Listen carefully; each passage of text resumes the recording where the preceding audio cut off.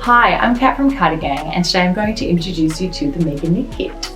So the Megan is great for those confident beginners. If you're picking up the sticks for the first time, you can definitely knit the Megan. She might just require a little bit more concentration and brain power, but if you've knitted before, you should be able to knit her no problems.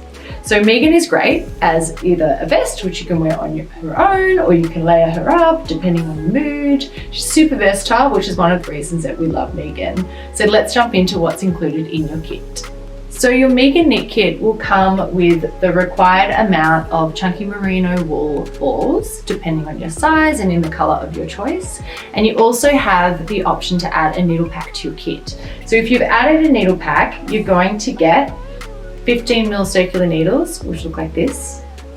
You're also going to get some 10mm circular needles and a darning needle. So the darning needle is used to sew the shoulder seams together as well as to weave in the ends. There's very little seaming to do as she's knitted in the round, which is another reason why we love the Megan. So Megan can take anywhere from 8 to 10 hours to knit up. Depending on how quick you are on the sticks. If you're a freshy beginner, she might take a little bit longer. It's totally fine. It's not a race. Just do things at a pace that you're comfortable with.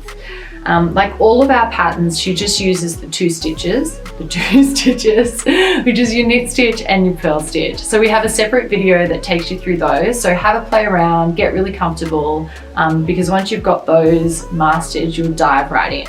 So we'll cast our stitches on using our 10mm needles, which are these, and we start from the bottom and we knit our way up to the top. So for the Megan, we knit in the round, so that means that we knit in loops rather than back and forth. So to start, we'll cast the stitches for the bottom, and then we'll do a few rows of rib stitch. So that's created by knitting one stitch and then purling the next. And then we'll move on to stockinette stitch using our bigger needles, and then our seed stitch, which is just similar to your rib stitch, but a slightly different pattern of knit and purl.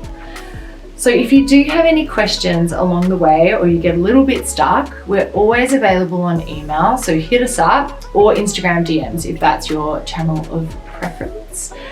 We can't wait to see you rock your masterpiece and have fun.